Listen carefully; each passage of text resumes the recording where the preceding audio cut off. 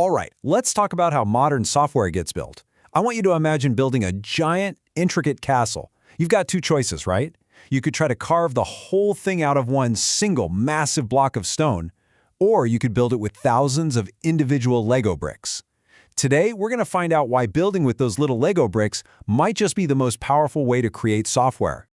So, quick question for you. What do companies like Netflix, Amazon, and Uber have in common? I mean, besides being household names. There's actually a secret weapon in their code that lets them operate on a massive global scale and innovate like crazy. And that secret is microservices. It's a way of designing software that has totally flipped the script on how huge applications are built and managed. And that's exactly what we're going to break down right now. But, to really get why microservices are such a big deal, we have to understand the problem they were created to solve. And that means we need to take a look at the old way of doing things, something called the monolith. This is the perfect way to think about it. A monolithic app is like a Jenga tower. It's one big, impressive structure where everything is tightly interconnected. But you know the game. You pull out one wrong piece and the whole thing comes crashing down. Microservices, on the other hand, are Lego blocks. Each piece is small, independent, and self-contained. You can add new blocks, swap them out, or change a section without any risk of toppling the entire castle. And that's the huge, terrifying risk of a monolith. A single bug in a tiny part of the code, say in the payment system, could literally crash the entire website. Suddenly, nobody can log in, nobody can browse products. Everything just stops. The stakes are just incredibly high. So let's peek under the hood. In a traditional monolith, everything, the user interface, all the business rules, the database, it's all bundled together in one giant codebase. This is what we call tightly coupled. It means that if you want to change one tiny thing, you have to retest and redeploy the entire system. It makes updates slow, scary, and really, really risky. Okay, so if the monolith is the big, clunky problem, what's the elegant solution? Well, this is where our hero, microservices, finally enters the picture. So here's the official definition. Basically, a microservice architecture takes one big application and breaks it down into a bunch of smaller, independent services. Each one is built to do just one specific job and do it really well. It's kind of like having a team of highly trained specialists instead of one person trying to be an expert at everything. And here's what that actually looks like. Instead of one giant block of code, you have a separate service for handling users, another for orders, another for payments. They all talk to each other through something called an API gateway. Think of it like a central receptionist that directs all the incoming calls to the right department. And here's the magic part. You can update or expand the order service without ever having to touch the others. It's a game changer. Now, this whole approach is built on a few key ideas. Single responsibility just means the payment service only worries about payments. It keeps things simple. Loose coupling means these services don't share their internal code. They just talk through well-defined channels, like colleagues sending emails. And decentralized data is huge. Each service is in charge of its own data, which is what truly keeps them independent and prevents one from slowing down another. Okay, that's all great in theory, but how does this actually work when you, say, buy something online? Let's walk through a real-world example of an e-commerce order. So you find something you like, you hit Buy Now. That request goes to the API gateway, which sends it to the order service. Now the order service creates the order, but here's the cool part. Instead of bossing other services around, it just shouts out into the void, "Hey everyone, an order was just created."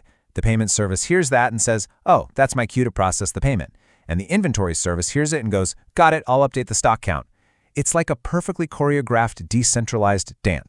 Now, how these services talk to each other is a really big deal. One way is synchronous. It's like a phone call. The order service calls the payment service and literally waits on the line for an answer. It's simple, but if the payment service is busy or down, everything grinds to a halt. The other way is asynchronous. It's more like sending a text message. The order service sends its order-created message and just moves on, trusting that other services will pick it up when they can. It's way more resilient, but a little more complicated to set up. So at this point, microservices probably sound like magic, right? The perfect solution? Well, not so fast. Like any powerful technology, it comes with its own set of challenges and trade-offs. So let's do a little reality check. The good stuff is amazing, no doubt. Independent scaling means if you have a huge sale, you only need to beef up the order service, not the entire system. That saves a ton of money. Faster deployments mean you can release new features multiple times a day. If one service fails, say the recommendation engine, people can still buy things. The rest of the site stays up. And you can even use different programming languages for different services, letting your teams use the absolute best tool for the job. But here's the other side of the coin. Instead of managing one Jenga tower, you're now the mayor of a whole city of Lego castles. There are just so many more moving parts to watch. Communication between services over a network is always going to be slower than communication inside one single application, and trying to keep data consistent across dozens of separate databases, that's a huge challenge. When something breaks, tracing a single user's request across 10 different services to find the source of the problem, well, that can be a real nightmare. All right, so we've seen the incredible power, and we've seen the pretty serious complexities. This brings us to the most important question of all. Are microservices actually right for your project?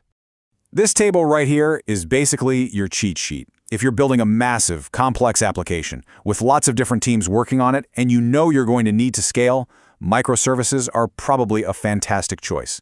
But if you're building a simple app or you have a small team and limited resources from managing complex systems, sticking with a good old monolith is often the smarter, simpler, and faster way to go.